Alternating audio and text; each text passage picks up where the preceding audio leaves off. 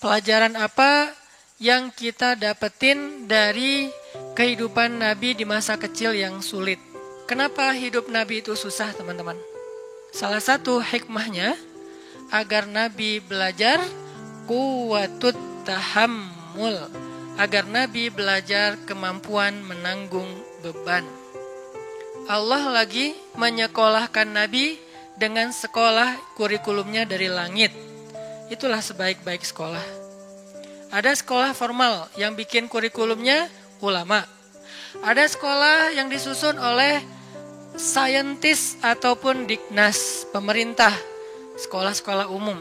Semuanya baik, tapi ada sekolah yang paling baik dan insya Allah nggak mungkin orang yang sekolah di situ tuh rugi, nggak mungkin. Udah sekolahnya gratis, hasilnya luar biasa, sekolah langit.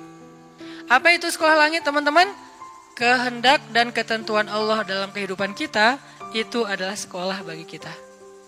Dari sejak kita kecil, remaja, kemudian menjadi laki-laki, kemudian jadi dewasa, kemudian jadi tua. Itu semuanya ada madrasahnya. Dari kecil kita dilahirkan di mana, oleh orang tua kita siapa, dalam lingkungan apa, kita sedang bersekolah. Kurikulumnya Allah, gimana cara kita mendaftar dalam madrasah langit ini? Caranya iman. Gak ada uang pendaftaran, gak akan dicoret dan di DO gara-gara gak bayar uang SPP, gak ada ujian nasional, gak ada ujian semester. Ujiannya adalah dalam bentuk kehidupan. Dan itulah madrasah kita. Sehingga dalam madrasah itu Allah bukan mau ngasih kita ijazah bertuliskan nilai, angka, tapi Allah mau ngasih kita ijazah dalam bentuk sifat, dalam bentuk kematangan diri, dalam bentuk pemikiran yang dahsyat, yang jenius, yang brilian, yang lurus, yang kritis. Itu hasilnya. Kalau istilahnya ada materi-materi karakter building, ini karakter buildingnya langsung dari Allah yang lebih tahu tentang manusia. Huwa a'lamu bikum idh ansha'akum minal ard wa idh antum ajinnatun fi butuni ummahatikum. Dia lebih tahu tentang kalian, wahai manusia, ketika dia menciptakan kalian dari tanah. Siapa? Adam. Atau ketika kalian berada di dalam rahim ibu-ibu kalian. Siapa?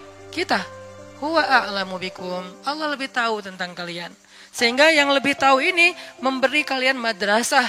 Sampai kita hari ini dapat madrasah dari Allah. Jadi ketika kita dapat ujian dalam hidup, kita coba bangun self-awareness. Oh, saya lagi sekolah sama Allah.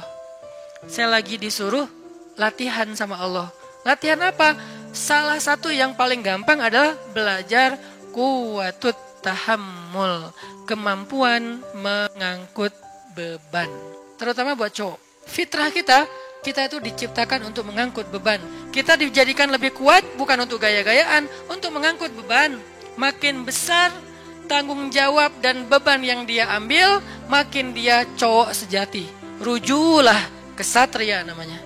Nabi dari kecil beliau dapat banyak ujian supaya punya quwwatut tahammul, mengangkut beban. Dan memang benar, Nabi itu sedang disiapkan oleh Allah untuk mengangkut beban yang paling berat. Yang ketika dikasih ke langit, langit nolak. Dikasih ke gunung, gunung nolak. Dikasih ke matahari, matahari nolak. Dikasih ke semesta, semua semesta nolak. Dikasihlah kepada manusia yang bernama Nabi. Apa beban yang berat itu yang ditolak oleh semesta? Beban risalah. Satu tingkat lebih berat daripada beban nubuwah. Apa bedanya nubuwah sama risalah? Yang membawa nubuwah namanya Nabi. Yang membawa risalah namanya Rasul. Makanya ada Nabi, ada Rasul. Apa bedanya? Kalau Nabi dia nggak membawa ajaran baru, meneruskan ajaran Nabi sebelumnya. Tapi kalau Rasul membawa ajaran baru. Sehingga penolakan publiknya lebih tinggi. Ujiannya lebih berat kalau Rasul itu. Dia seperti membawa syariat baru. Kebayang ya? Kita udah punya tradisi, lalu kita juga punya nasionalisme. Kita punya budaya yang sudah sangat tua, lalu ditambah lagi dengan punya nasionalisme yang hampir 100 tahun itu, tiba-tiba datang seorang laki-laki mengatakan, tinggalkan semuanya, inilah yang benar. Gimana kira-kira penolakannya? Wah, habis tuh laki-laki. Banyak cerita mereka yang dibunuh. Makanya Bani Israel yaqtulunal anbiya bighairi haq, membunuh para nabi tanpa alasan yang dibolehkan. Kenapa? Menolak ajarannya. yang sudah turun-temurun selama ratusan bahkan ribuan tahun.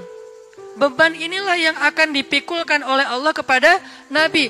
Kenapa risalah itu berat? Risalah itu secara bahasa teman-teman artinya ajaran atau misi. Seorang yang membawa risalah, surat, itu namanya Rasul. Rasul ini bisa bermakna Rasul dari langit, berarti Rasulnya Allah, namanya Rasulullah.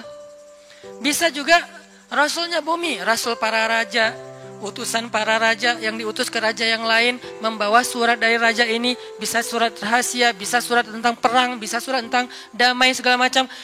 Resikonya gede nggak tuh jadi utusan? Gede banget resiko jadi utusan. Ini utusan Allah, bukan kepada satu orang, kepada lil alamin, lin nasi kafatan ajma'in, kepada banyak manusia. Ini beban yang berat. Malaikat aja nggak sanggup memikul beban risalah.